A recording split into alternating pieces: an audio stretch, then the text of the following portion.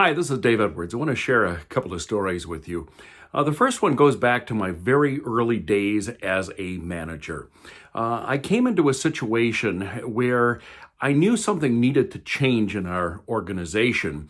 And so I took a lot of time researching the issue, and I made a decision that we needed to change a certain kind of process. And I realized that I was the new kid on the block, so I wanted to be very careful about how I did this change. And ultimately, I made the decision, and I went to one of the managers who was going to be involved in implementing the change, and I explained to him what I wanted to see happen. And I could tell right from the very beginning that he was not going to sign on willingly. And he gave me all sorts of reasons why this wouldn't work or why we shouldn't try it. And I was open to a lot of what he had to say, but at the end of the day, what I really realized was going on was he was very comfortable doing his job the way he's always done it, and he didn't really want to change. So he kept coming at me with new reasons why we couldn't do it, and we kept discussing it back and forth. And finally, I had to say to him, we're just going to try it. Let's try it this way. And we did, and surprisingly, it worked. So skip forward a whole bunch of years later, and I was in a situation where my boss told me to do something that I knew was not going to work. In fact, I thought it was just really bad. It was going to be bad public relations for our organization, if nothing else.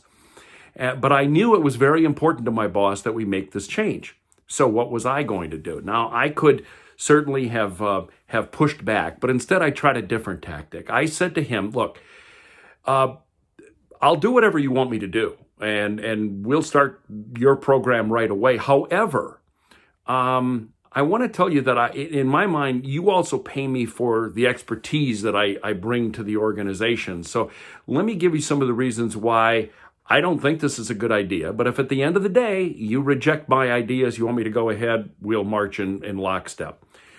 Well, I was able to convince him that his idea probably didn't make as much sense and that he didn't know as much in this area as I did. And so I was lucky enough to prevail. A few years later, I had a situation where one of my managers asked for permission to do a particular project, and I cautioned her that I didn't think we, A, had enough money to push the project forward, and B, I wasn't even sure whether it was a good idea. So I told her, let's hold off on that. I come to find out later that she went ahead behind my back to initiate the project. And I was really rather surprised by this. So I called her into the office and I said, am I not hearing something right? Are we moving forward on this project? And she said, oh, yeah. And I said, do you not recall the conversation that we had about this project? And I said I wasn't willing to sign off on it yet. And she just kind of hemmed and hawed. And she finally said, well, yeah, but I just thought it was a good thing that we should try. Well, in that case, I had to explain to her what insubordination was all about. To make a long story short, she ended up leaving the organization. Those are three examples of where managers face difficult situations with employees, and in some cases, employees face difficult situations with their bosses. And I started to think that, even if you go to business school, you get your MBA, they teach you a lot of good stuff, spreadsheets, basic HR, some legal concepts. But when push comes to shove and you're faced in a situation where you have to deal with an employee who is just not getting along with you as the boss or with his colleagues, you have to do something. And very few of us are trained to handle that situation. So that is the reason why I created my course, Managing Difficult People. It is a 90-minute course, a series of 11 different videos, along with a library of different resources that will help managers.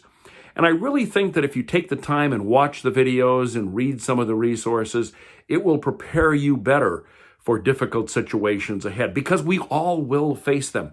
Whether we're a new manager or experienced manager, we are going to face challenging employees. And taking a course like this, I think, will really benefit you and prepare you for handling those problems.